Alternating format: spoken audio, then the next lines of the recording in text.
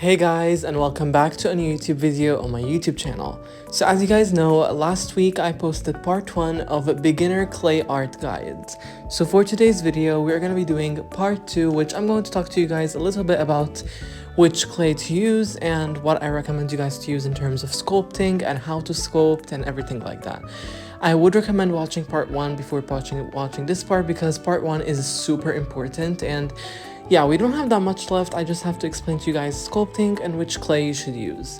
But anyways, let's go ahead and get started. So first things first, you have to know which clay type will you use. Will you use air dry clay or polymer clay? So if you don't know the difference between both of them, I recommend watching part 1 as I go into more detail on the difference between air dry clay and the positives and negatives of both types of clay. Personally for me, I will use air dry clay. So if you don't use air dry clay, this tutorial may be completely pointless. So if you're using polymer clay, I recommend watching other YouTubers' videos. There are so many YouTubers on YouTube that make videos about polymer clay and how to use it. So I really recommend watching these videos because I mainly talk a lot more about air dry clay. So there are so many amazing brands of air dry clay, but personally my biggest recommendation when it comes to air dry clay is to use this type of clay. This type of clay is called Jovi clay.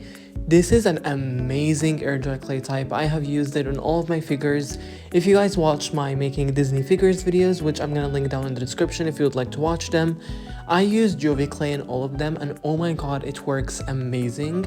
I will say though, now I'm gonna tell you guys a little bit of tips about how to properly use Jovi clay. But before we get into that, now I want to talk to you guys about the types of air dry clay that I don't recommend using from my experience. From my experience, the worst type of air dry clay that I have personally tried is fumble clay. It's just not the best. Again, I go into more detail of why fumble clay is not the best in part 1, so make sure to go watch part 1 if you have not already. But yeah, again, if you don't have Jovi clay where you live, which is very unlikely because it is available literally almost in every single country, just go to your local craft store and you're probably gonna find it. But if you cannot find it for whatever reason, then you just should try multiple types of air dry clay types and see which one works the best. For the last step, it is how to sculpt using Jovi clay. Using any air dry clay, you need a cup of water or just a bowl of water or whatever, because air dry clay is more hard, at least from my experience, than polymer clay. It's so much less soft, so you will need a lot more water so that way the sculpting part can be much easier. So my biggest recommendation is to just dump your air dry clay in water and mix it around and knead it so that way it becomes more soft, and put your fingers in water and start sculpting, and it should work pretty well. Again, this is not a detailed tutorial, but if you guys would like me maybe to make a detailed tutorial of me actually sculpting, then I would love to do that. But it's not that complicated. Just if you feel like there's any areas that are not smooth, dump your finger in water and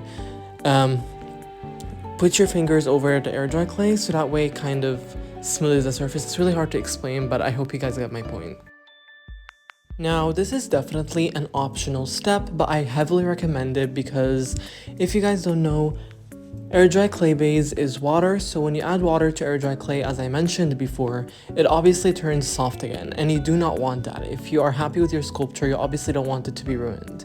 So my biggest recommendation is to use a varnish. There are so many amazing brands out there, as I mentioned, but the brand that I use is Mod Podge. It's, to me, in my opinion, affordable and it works perfectly.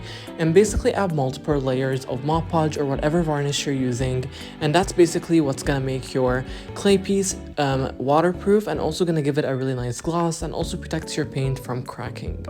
But yeah, again, this step is pretty optional, but I highly recommend it, and it makes your clay pieces look so much more vibrant and so much more professional. So you came to the end of this beginner clay art guide tutorial. I really hope this helped some of you guys, beginners or advanced or any kind of people who want to start clay art. I hope this helped you guys out, and let me know what you think about this in the comments. If they are turned on, most probably they are turned off because YouTube turns off the comments for some reason. But yeah, I'm really happy with this tutorial on how it turned out. I'm hoping this was informative for you guys. I do want to say I am totally a beginner. I'm not claiming to be advanced, but I do hope this tutorial was still helpful, and I want to share some of my experiences with you guys. But yeah, anyways, thank you guys so much for watching, and I will see you guys next week, and I hope you guys are enjoying the videos that I have been making lately. I know there's a lot of love that have been given on my videos, which is so amazing. Thank you all so much. But anyways, thank you guys so much for watching, and I will see you next week. Have a good day and goodbye.